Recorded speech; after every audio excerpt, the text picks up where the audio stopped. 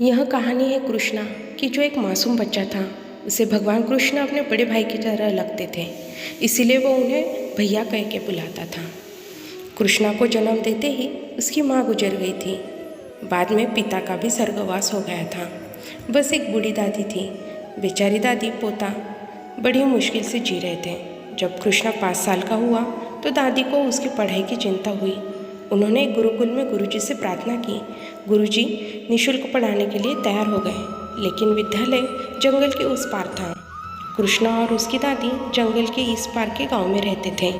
जब कृष्णा तो गुरुकुल जाने के लिए उत्साहित था। बूढ़ी दादी समझाती थी कि जंगल पार करना कितना कठिन है। दादी और पोता जब घर पहुंचे तो अगली सुबह कृष्णा को पाठशाला जाना था। तो दादी का मन भरा। कृष्णा को कहा, अगर रास्ते में उसे डर लगे तो अपने गोपाल भैया को ज़रूर पुकारना। कृष्णा ने पूछा, ये गोपाल कौन है? तो दादी ने कहा कि यह गोपाल तुम्हारे दूर के रिश्ते का बड़ा भाई है। वह इसी जंगल में गाय चराता है। सहायता के लिए बुलाने पर वह तुरंत आ जाएगा। कृष्णा खुश हो गया कि उसे रिश्ते का भाई मिल गया जो सहायता के लिए आ जाएगा। कृष्ण जंगल में दादी के बताए रास्ते पर बढ़ने लगा, पर आज वह अकेला था। उसे डर लगने लगा। डर ने उसने पुकार लिया, गोपाल भैया तुम कहाँ हो? मेरे सामने आ जाओ, मुझे डर लग रहा है। लेकिन जंगल में उसे अपनी ही आवाज़ गूंज रही थी। 5 साल का छोटा बालक कृष्णा डरता सहमता अपने रास्ते पर बढ़ता रहा। आगे जाकर जंगल और घना हो गया। कृष्णा ने फिर से पुकारा, गोपाल भैया तुम कहाँ हो? मुझे डर लग रहा है, आ जाओ ना। दादी ने कहा था, तुम पुकारते ही चले आओगे। नन्हे से बालक कृष्णा की आवाज़ में जो विश्वास था, भगवान उसकी उपेक्षा नहीं कर पाए और तत्काल चले आए। कृष्णा को अपने कानों में मुरली की मधुर धुन सुनाई देने लगी। कृष्णा ने जब जंगल में देखा तो उसे डरावना सा लग रहा था। अचानक ही मनोरम हो गया। जंगली जानवरों की आवाज़ें भी बंद हो गई। बालक कृष्णा ने देखा, दूर से एक 14-15 साल का किशोर बांसुरी बजाते हुए उसकी ओर चला आ रहा था। बालक कृष्णा बिना कुछ कहे समझ गया कि यही उसका भैया गोपाल है। बालक कृष्णा दौड़कर गोपाल भैया के गले लग गया और उन्हें देखता ही रह गया। माथे पर मुकुट, पीले रंग की धोती, कंधे पर कमली और हाथों में हरे बांस की मधुर बांसुरी। सभी भुवनों में प्रकाशित वो दिव्य स्वरूप बालक कृष्णा की भोली पुकार पर सम्मुख था। कृष्णा ने अधिकारपूर्वक गोपाल भैया से कहा कि वो उसे जंगल पार करा दे, क्योंकि उसे बहुत डर लग रहा था। गोपाल हंसे और उनकी हंसी से पूरा जंगल जैसे किसी अलौकिक रोशनी से जगमगा उठा। वह बोले, छोटे भैया मैं आ गया हूँ, तुम्हें किसी से डरने की ज़रूरत नहीं है। उन्होंने कृष्णा को जंगल पार कराया।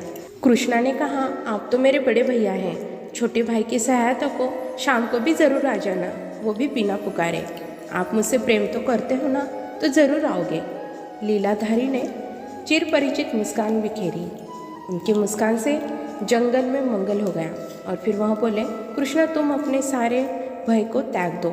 आज से मैं तुम्हारे साथ हूँ, सदैव तुम्हारे साथ ही रहूँगा। कृष्णा खुशी खुशी विद्यालय चला गया। दिन भर पढ़ाई की। लौटकर देखा तो जंगल में मुहाने पर गोपाल भैया खड़े थे। उनके साथ बहुत ही सारी गैया और बछड़े भी थे। बालक कृष्णा ने अपनी सारी थकान भूल गया और दौड़कर भगवान के पास पहुँच गया। गोपाल भैया मुरली बजाते हुए उसे जंगल के दूसरे मुहाने तक छोड़ाए। रास्ते में गोपाल भैया ने उसे खाने पीने के लिए और गाय का ताज़ा दूध भी दिया। उधर दादी दिन भर बेचैन होकर कृष्णा की चिंता कर रही थी। शाम को उन्होंने कृष्णा को आते देखा तो उनके जान में जान आई। उन्होंने पूछा कि आखिर तुम्हें इस जंगल में डर तो नहीं लगा कृष्णा? तब कृष्णा ने सारी कहानी बताई। यह रोज का नियम हो गया। कृष्णा को गोपाल भैया विद्यालय से घर और घर से विद्यालय छोड़ा करते थे। एक बार विद्यालय में गुरुजी का जन्मोत्सव मनाया जा रहा था। सभी बच्चों ने तय किया कि वे अपने घर से गुरुजी का जन्मोत्सव मनाने के लिए भोजन लाएंगे। कृष्णा ने गोपाल भैया को जन्मोत्सव की सारी बात बताई। भगवान ने भी कृष्णा के उत्साह को देखकर खुशी जताई। कृष्णा ने दादी से उत्सव के लिए पैसे या कुछ सामान देने की बात कही तो दादी ने बताया कि उनके पास तो कुछ भी पैसे नहीं है जो दे सकें। आस पड़ोस की दया से तो दोनों पढ़ रहे हैं। अगले दिन कृष्णा भारी मन से विद्यालय को चला जा रहा था। वह जाना नहीं चाहता था, लेकिन जन्मोत्सव में पहुंचना जरूरी था। रास्ते में गोपाल भैया मिले, लेकिन उन्हें देखकर कृष्णा ने रोज की तरह कोई खुशी जाहिर नहीं की। भगवान से कुछ भी छुपा नहीं था।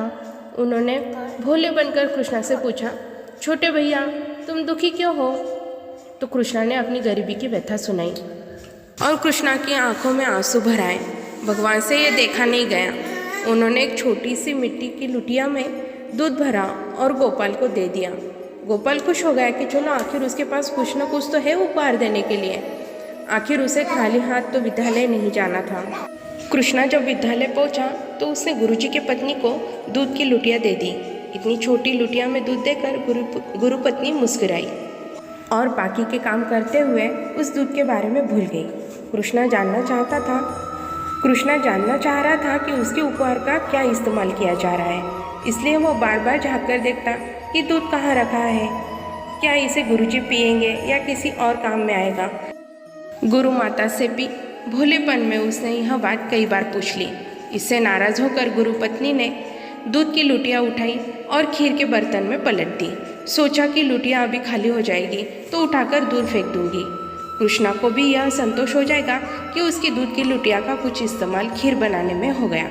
लेकिन क्या, लुटिया तो भरी की भरी, दूध खाली ही नहीं हो रहा। गुरु पत्नी ने घबराहट में चीखकर गुरुजी को बुलाया। वह अपने सभी शिष्यों के साथ आए। उन्होंने देखा कि दूध की लुटिया जो तो भरी उसे बार बार अलग अलग बर्तनों में उड़ेला जा रहा था, पर वो खाली नहीं हो रही थी। उसके दूध से एक के बाद एक बर्तन भरे ही जा रहे थे। अब तो बर्तन भी न बचे थे। जिसने देखा वही हैरान हो गया कि आखिर ये क्या हो रहा है, कहीं कोई माया तो नहीं है। कुछ को तो भय भी हुआ। गुरुजी ने कृष्णा से इसके बारे में पूछा तो उसने गोपाल भैया की सारी कथा विस्तार से सुनाई दी। गुरुजी ज्ञानी पुरुष थे। वह तुरंत समझ गए कि ये लीलाधारी की लीला है।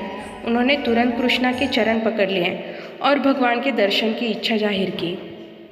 बालक कृष्णा ने संध्या काल में लौटते समय गोपाल भैया से अनुरोध किया, गुरुजी और बाकी शिष्यों को भी दर्शन दे। लेकिन भगवान ने उन्हें इस स्वरूप में दर्शन देने से इनकार कर दिया और दूर से ही ज्योति रूप में दर्शन दे दिए, जिससे कृष्णा के सभी साथियों सहित गुरुजी का जीवन धन्य हो गया। बोलो राधे राधे। अगर आपको यह कहानी अच्छी लगी हो तो कृपया कमेंट करके हमें ज़रूर बताएं। Thank you.